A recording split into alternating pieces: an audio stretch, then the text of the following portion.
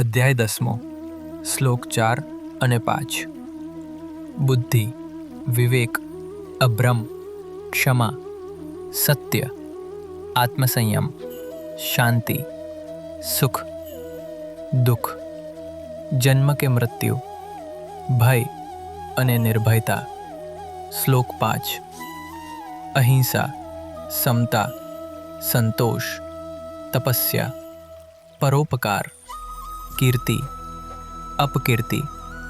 આ બધા વિવિધ પ્રકારના જીવોના ગુણો મારામાંથી જ ઉત્પન્ન થાય છે. ભગવાન વ્યક્તિની અંદર અને બહાર બહુલતાના વિશ્વનું ભૌતિક તેમજ કાર્યક્ષમ કારણ છે. આ વિચારને ચાલુ રાખીને ભગવાન આ 2 શ્લોકોમાં સારાંશ આપે છે કે સારું, ખરાબ, ઉદાસીન બધું એકમાંથી જ આવ્યું છે અને વ્યક્તિના મન અને બુદ્ધિ દ્વારા વ્યક્ત કરાયેલા વિવિધ ગુણોને ગણાવે છે. 1. બુદ્ધિ એ વ્યક્તિમાં બાબતોને સમજવાની શક્તિ છે. 2. જ્ઞાન એટલે વિવેક, એ આત્માની સમજણ છે. 3.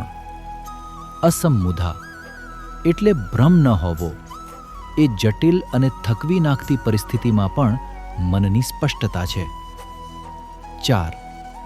ક્ષમ એટલે ધીરજ, એ વિરોધીઓ અને શત્રુઓ પ્રત્યે પણ મનનું દયાળુ વલણ છે. 5. સત્ય એ વ્યક્તિએ જે જોયું, જાણ્યું અને અનુભવ્યું છે તેની ચોક્કસ પ્રસ્તુતિ છે. 6. દમ એટલે આત્મસંયમ, એ સ્પર્શ, અનુભૂતિ, સ્વાદ વગેરે જેવી બાહ્ય ઇન્દ્રિયોનું નિયંત્રણ છે. 7. સમ એટલે શાંતિ, એ મન અને બુદ્ધિના શાંત રાખવાનો અભ્યાસ છે. 8.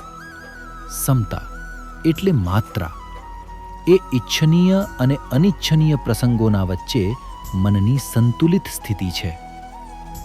9. તપ એટલે તપસ્યા, એ સ્વશિસ્ત દ્વારા જીવનની આદતોનું નિશ્ચિત પરિવર્તન છે. 10. દાન એ લાયક વ્યક્તિને સારાની ભેટ છે. 11. યશ અને અપયશ એટલે પ્રસિદ્ધિ અને અપમાન, એ સાચા અને ખોટા કાર્યોનું પરિણામ છે. આ જન્મ અને પાછલા જન્મમાં કર્મ દ્વારા પ્રાપ્ત થયેલી સિદ્ધિઓ અનુસાર મનુષ્ય સકારાત્મકતા અને નકારાત્મકતાના અભિવ્યક્તિનું સાધન બને છે. ઉપર જણાવેલ ગુણો બધા એક જ સ્ત્રોતમાંથી આવે છે, એટલે ઈશ્વર અથવા બ્રહ્મ અથવા શુદ્ધ ચેતના. ફક્ત સારું જ નહીં, પણ જેને તમે ખરાબ કહો છો તે પણ એક જ સ્ત્રોતમાંથી આવે છે. સારું અને ખરાબ ફક્ત 2 સંબંધિત મૂલ્યો છે,